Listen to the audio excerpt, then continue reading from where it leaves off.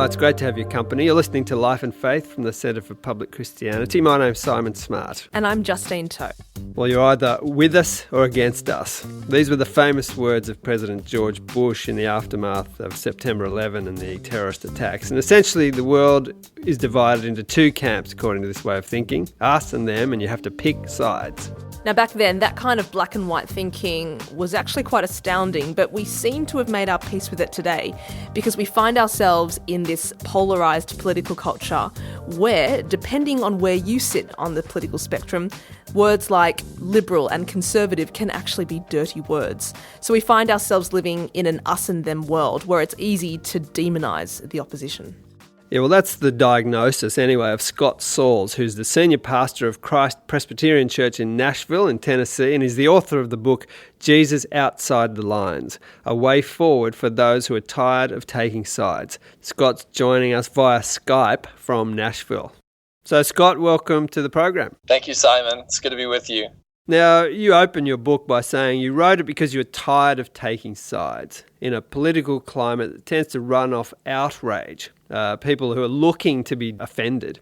Has this become worse in the last few years, or has it always been like this in the US? I don't know if it's become worse, but it certainly has become more pronounced and visible, and I think that social media has a lot to do with that. People feel a lot more free to express whatever their outrage might be on their Twitter feed or Facebook accounts or what have you. But it's most certainly a dynamic that exists. We've got a lot of angst and anger and outrage out there about a lot of things, about politics, about various issues that are contested in the culture between different ideologies, and so it's certainly an issue.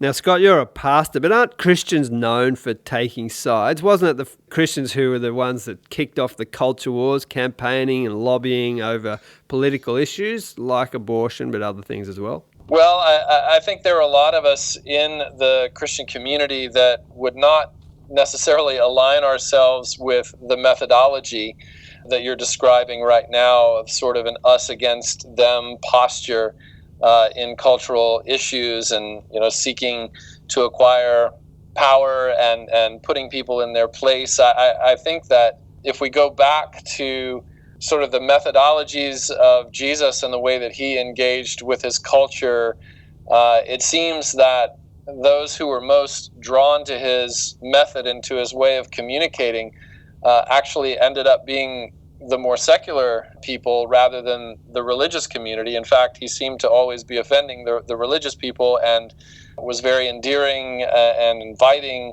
and approachable to those who were not religious. And so in that movement that you just described that started, I suppose, around the 1990s, many would argue, I would argue, that there was a bit of a departure, a significant departure from the way that Jesus would engage with his own culture. And I think we can learn, hopefully, from what many of us believe to be a failed project of the religious fundamentalism of the 90s.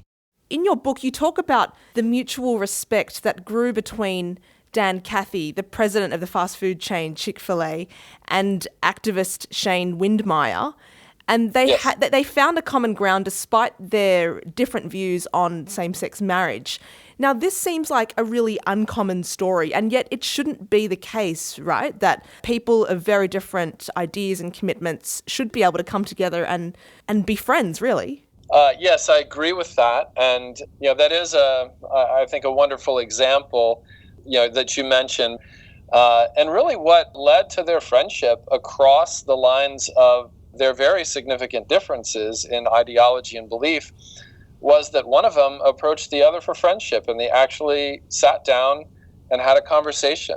Dan Cathy approached Shane Windmeyer, and his agenda was not to lecture or scold or get his point across. His goal was to just sit and listen to the story of how it feels to be a gay man in modern times. How does a gay man perceive the religious community, and especially the Christian community? And are there ways that whatever relational tensions might exist there because of culture wars could be bridged? And the two of them developed a friendship that was sort of publicized by an essay that was actually written in the Huffington Post by Shane Windemeyer, where he titled his essay, "I am coming out of the closet," basically, as a friend of Dan Cathy. It really began just with two human beings sitting down together with the baseline of agreeing to treat one another with dignity and respect and to listen to one another's stories rather than passing judgment on one another.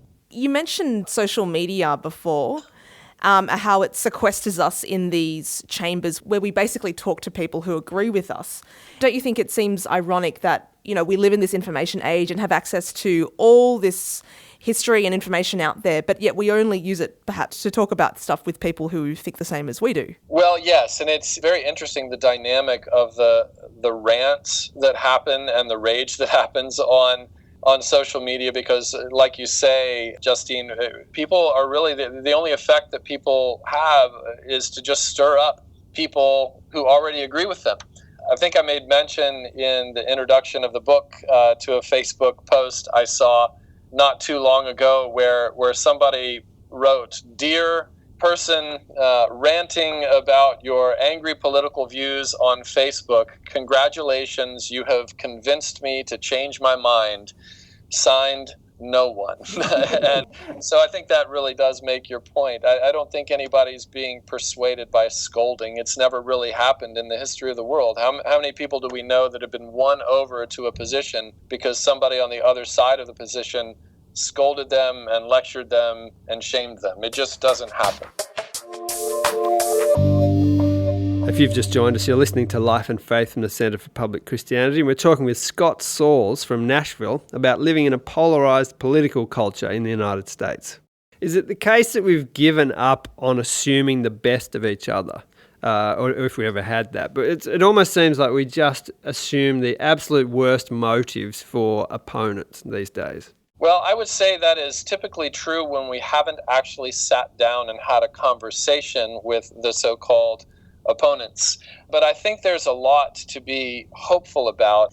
There's an excerpt that I include in the introduction of the book, actually, that I think is a stellar example, and it's from an essay written by a chaplain from Harvard University. And he talks about the differences between Christians and atheists, and he said the divide between Christians and atheists is deep, and that he is dedicated to bridging that divide, to working with atheists and Christians and people of all different beliefs and backgrounds on building a more cooperative world.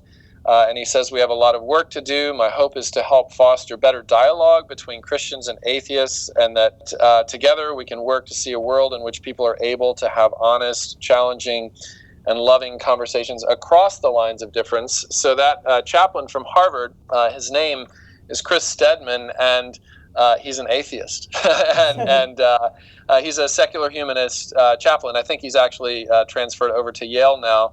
But he's saying things that I deeply believe in, that I think that your broadcast is very excellent at modeling, and that is that there is so much common ground even between people of faith and people who don't have faith. There's actually a lot more common ground than not on many issues. I think everybody wants to see the alleviation of poverty happen. I think that everybody wants to see more justice in the world and less cruelty. I think that everybody wants to see equality happen between the genders.